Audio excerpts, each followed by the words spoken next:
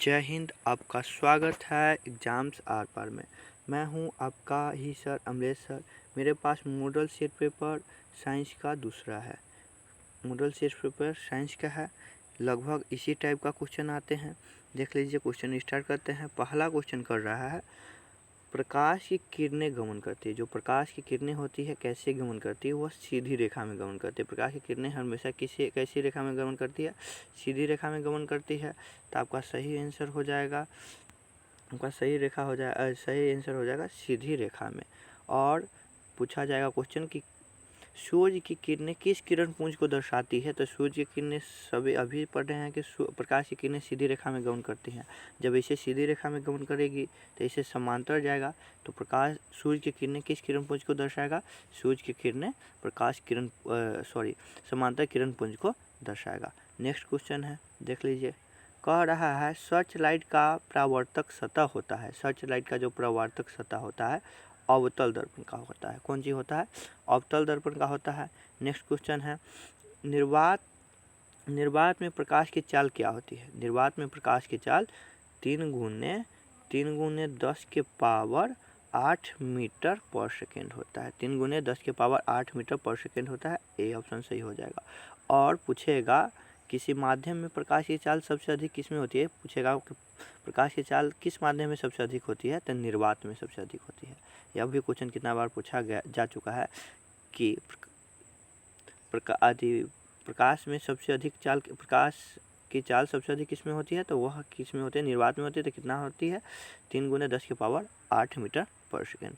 Next question देख लीजिए। Next question कह रहा है, मानव नेत्र में किस प्रकार का लेंस पाया जाता है? जो मानव नेत्र होता है उसमें किस प्रकार का लेंस होता है? तो मानव नेत्र में ना उत्तल लेंस होता है। नेक्स्ट क्वेश्चन देख लीजिए। नेक्स्ट क्वेश्चन कह रहा है, मानव नेत्र किस भाग पर प्रतिबिंब बनाता है? वह है मानव जो जिस भाग पर प्रतिबिंब बनाता है वह क्या है?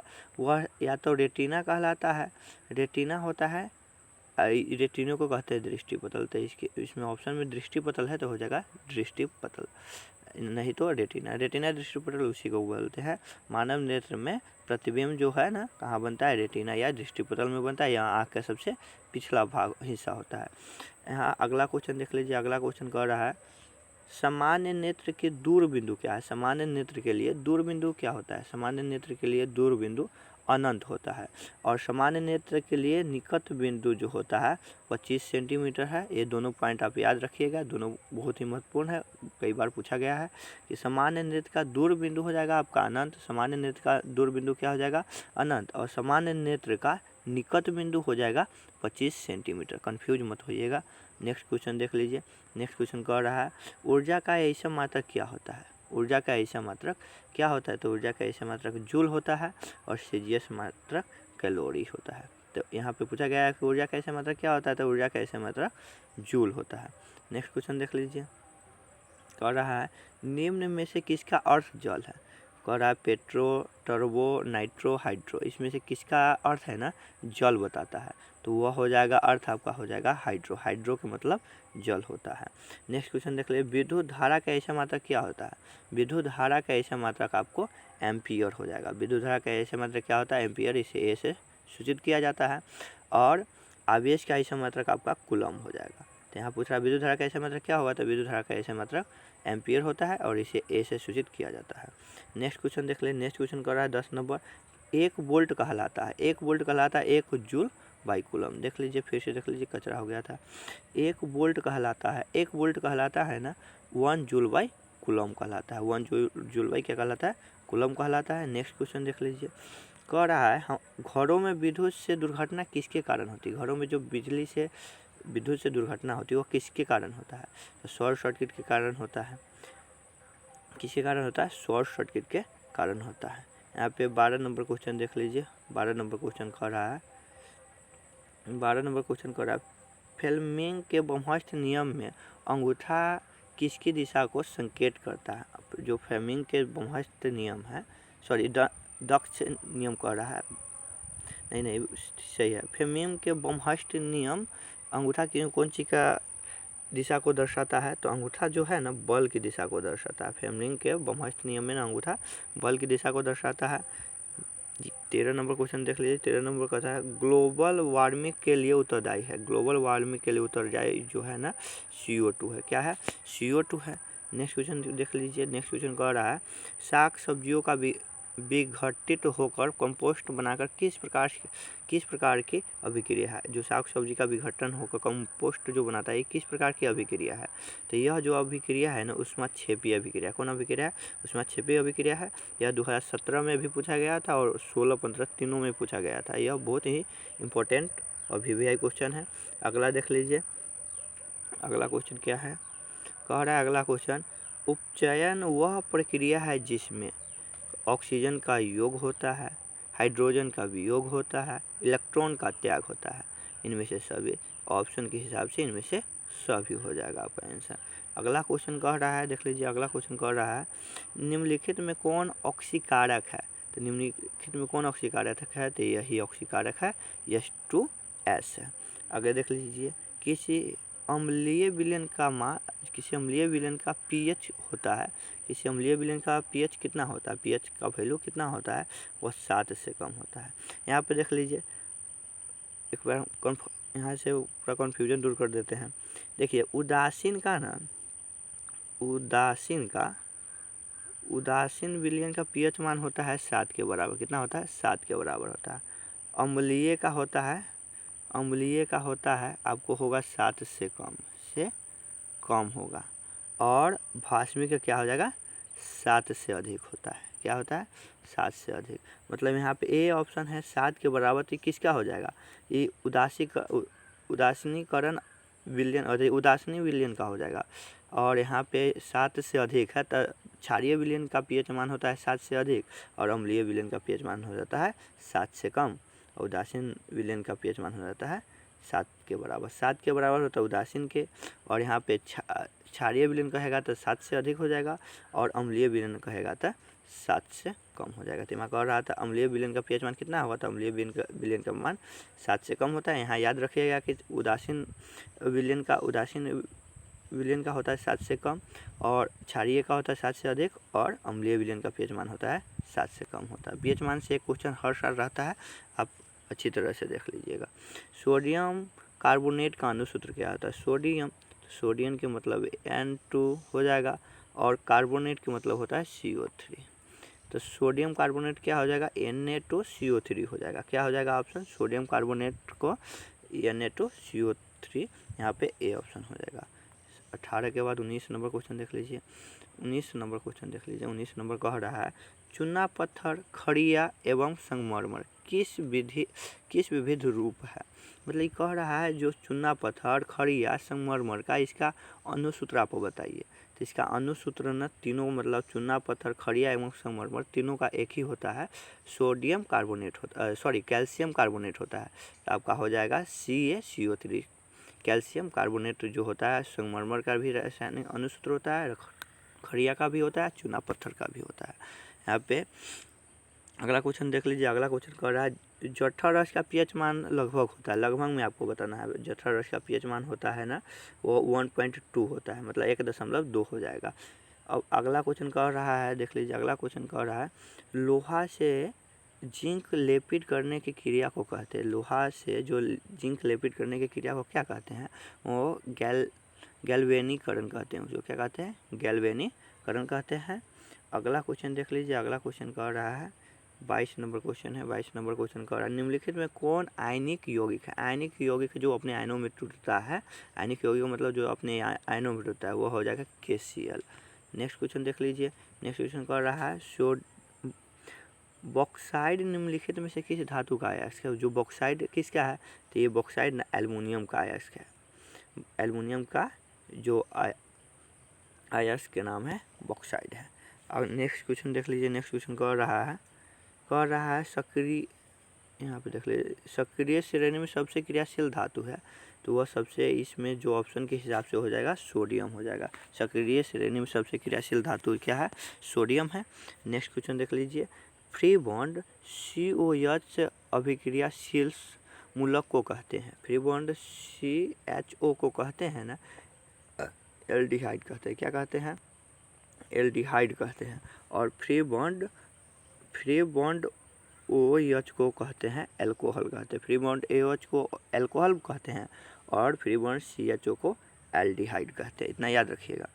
नेक्स्ट क्वेश्चन है 26 नंबर कह रहा है इथाइल एल्कोहल का अणुसूत्र। अभी बोले थे एल्कोहल का OH होता है फ्री बॉन्ड OH, तो इथाइल का क्या हो जाता है C2H5 होता है, तो इथाइल एल्कोहल क्या हो जाएगा बी नंबर C2H5OH, क्या इथाइल का होता है C2H5 और एल्कोहल का हो जाएगा OH। इसमें सब में एल्कोहल दिए हुआ है ऑप्शन में, लेकिन आपसे पूछ रहा था इथाइल एल्कोहल क्या है, तो इथाइल एल्कोहल का अणुसूत्र होता है C2H5 और एल्कोहल जुड़ जाएगा OH, आपका आंसर सही हो जाएगा, बी हो जाएगा।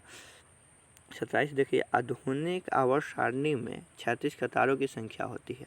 आधुनिक आवर्त सारणी में न 36 कतारों की संख्या 7 होती है, आप ये याद रखिएगा, कितना बार पूछा गया है। नेक्स्ट क्वेश्चन देख लीजिए, कह रहा है मानव में डायलिसिस थैली होता है। मानव में डायलिसिस थैली के यह नेफ्रॉन को कहा है, नेफ्रॉन में होता है।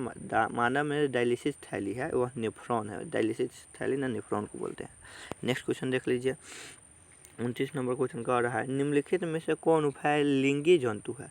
वह उभयलिंगी जंतु न है, आपको केचुआ है, क्या है उभयलिंगी जंतु है केचुआ। अगला क्वेश्चन कुत्पाद किन में पाया जाता है, ये तो सब जानते हो, कुत्पाद जो किन में पाया जाता है, अमीबा में पाया जाता है। अमीबा कुत्पाद की, अगर ऐसे भी पूछेगा अमीबा किसकी मदद से अपने भोजन को अंतर्ग्रहण करता है, तो वह कुत्पाद की मदद से करता है, या कुत्पाद किस में पाया जाता है, तो अमीबा में। ऐसे भी क्वेश्चन कितना बार पूछा गया है, ऐसे भी पूछा गया अमीबा अपना भोजन कैसे अंतर्ग्रहण करता है, वह कुत्पाद की सहायता से क्या करता है। और यहाँ पर क्वेश्चन पूछा गया कुत्पाद किस में पाया जाता है, तो अमीबा में पाया जाता है।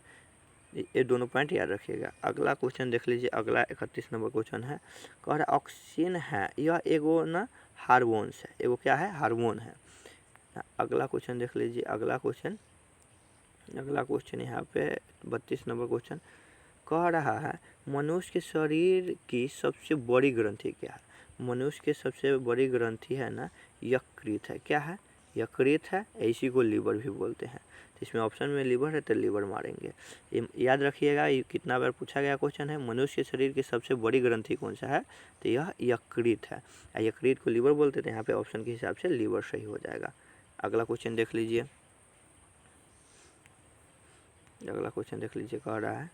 कह रहा है निम्नलिखित जीवों में किसमें अलैंगिक जनन मुकुलन द्वारा होता है। किसमें होता है, वह इसिस्ट में होता है, किसमें होता है इसिस्ट में होता है।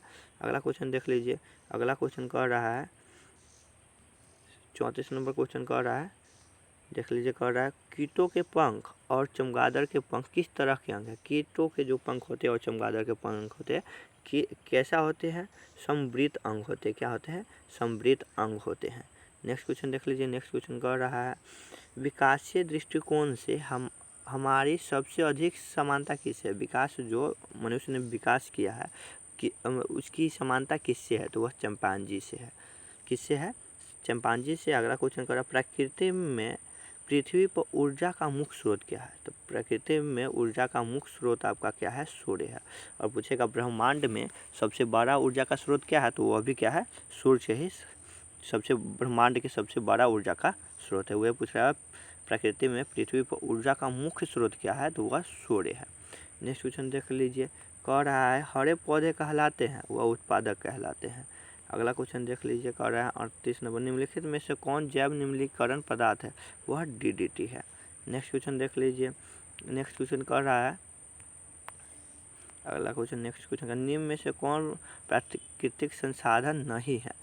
जो प्राकृतिक संसाधन नहीं है, वायु भी प्राकृतिक संसाधन, मृदा भी प्राकृतिक संसाधन, जल भी प्राकृतिक संसाधन है, जीवधारी प्राकृतिक संसाधन नहीं है। तो वही पूछा निम्न में से कौन प्राकृतिक संसाधन नहीं है, तो नहीं हो जाएगा आपका जीवधारी हो जाएगा।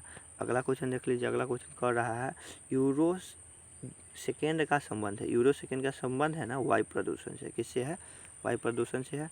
नेक्स्ट नंबर क्वेश्चन देख लीजिए, नेक्स्ट नंबर क्वेश्चन कह रहा है एल्युमिनियम पर मोटी ऑक्साइड की परत बनाने की प्रक्रिया कहलाती है, यह एनोडीकरण कहलाती है। अगला क्वेश्चन है विद्युत ऊर्जा का व्यापारिक मात्रा क्या होता है, वह यूनिट होता है, या BOT या यूनिट होता है।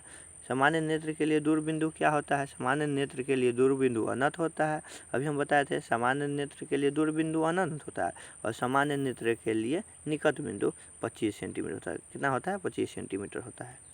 सामान्य नेत्र के लिए दूर बिंदु याद रखिएगा कि अनंत होता है, क्या होता है, अनंत होता है। और सामान्य नेत्र के लिए निकट बिंदु होता है जो 25 सेंटीमीटर होता है। अगला क्वेश्चन कह रहा है हाइड्रोजन के दो परमाणुओं के बीच कितने आबंध बनते हैं। हाइड्रोजन के बीच में ना सिर्फ एक आबंध बनता है। कितना बनता है, एक आबंध बनता है। हाइड्रोजन के दो परमाणुओं के बीच कितना बॉन्ड बनेगा, अधिक से अधिक, मतलब आबंध कितना बनेगा, एक से अधिक नहीं बनेगा। और ऑक्सीजन के बीच दो बनता है, याद रखिएगा, फिर से बता दे रहे हैं।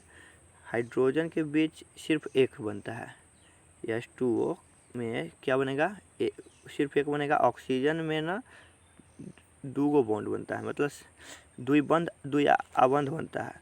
और नाइट्रोजन में क्या बनता है, त्रिआबंध बनता है। नाइट्रोजन में क्या बनेगा, त्रिआबंध बनेगा। याद रखिएगा कि हाइड्रोजन में एकल बॉन्ड बनता है, मतलब एक आबंध बनता है। ऑक्सीजन में बनता है दुई आबंध बनता है। और नाइट्रोजन में क्या बनता है, त्रिआबंध बनता है। याद रखिएगा, ये याद रखने वाला बात है। यहाँ पे 45 नंबर क्वेश्चन देख लें। निम्न में से कौन आहार श्रृंखला निर्माण करता है। आहार श्रृंखला का मतलब होता है एक दूसरे को खा सके। तो देख लीजिए, घास को कहूँ गेहूँ खाएगा तो ये तो सीधे गलत हो जाएगा। यहाँ हाँ, घास को बकरी खा सकता है, बकरी को मानव खाता है, तो यह सही हो जाएगा। आगे भी हम चेक कर लेते हैं, बकरी गाय को कभी खाएगा, ये तो इससे गलत है। घास मछली खाएगा और मछली बकरी खाएगा, ये तो इससे गलत है। तो आप समझ गए ना, श्रृंखला के मतलब, आहार श्रृंखला का मतलब होता है, आहार माने ही होता है भोजन करना। तो घास मान लेते हैं, घास है तो घास को तो बकरी खाएबे करता है, बकरी, और बकरी को आदमी तो खाएबे करता है, मानव। तो यह आहार श्रृंखला मतलब घास को खाया बकरी, बकरी को खाया मानव। तो ये हो जाएगा आपका, सही हो जाएगा बी नंबर। कह रहा है कौन अंतःस्रावित और बाह्य ग्रंथि जैसा कार्य नहीं करता है, वह अंडाशय जो है वैसा काम नहीं करता है। अगला क्वेश्चन 47 सेकंड, कौन सा कार्बन यौगिक सबसे अधिक क्रियाशील है। कौन से कार्बन यौगिक जो है जो सबसे क्रियाशील है, वह हो जाएगा आपका C2H4 हो जाएगा। क्या हो जाएगा, C2H4 हो जाएगा। 47 के बाद देख लीजिए 48 नंबर क्वेश्चन, लास्ट क्वेश्चन है। किस दर्पण का उपयोग सामान्यतः वाहनों का पक्ष दृश्य दर्पणों के रूप में किया जाता है। यहाँ पक्ष दृश्य मतलब पीछे देखने के लिए किया जाता है। पीछे जिसको साइड मिरर बोलते हैं ना, साइड मिरर गाड़ी में जो लगा रहता है, तो साइड मिरर पक्ष दृश्य दर्पण उसी को बोलेंगे, साइड मिरर को। तो साइड मिरर में कौन सा दर्पण लगा रहता है, तो सब लोग जानते होंगे, उत्तल दर्पण लगा रहता है। यहाँ पे हमने यह सेट का मॉडल सेट का 48 क्वेश्चन कराए हैं। आप यहाँ पे अब मॉडल सेट पेपर का हर मॉडल सेट पेपर आता रहेगा। और आप चैनल पे नए हैं तो चैनल को सब्सक्राइब करें और वीडियो को लाइक करें और अपने दोस्तों में वीडियो को शेयर करें, ताकि ये वीडियो का जो फ़ायदा है आपका दोस्त भी उठा सके। जय हिंद,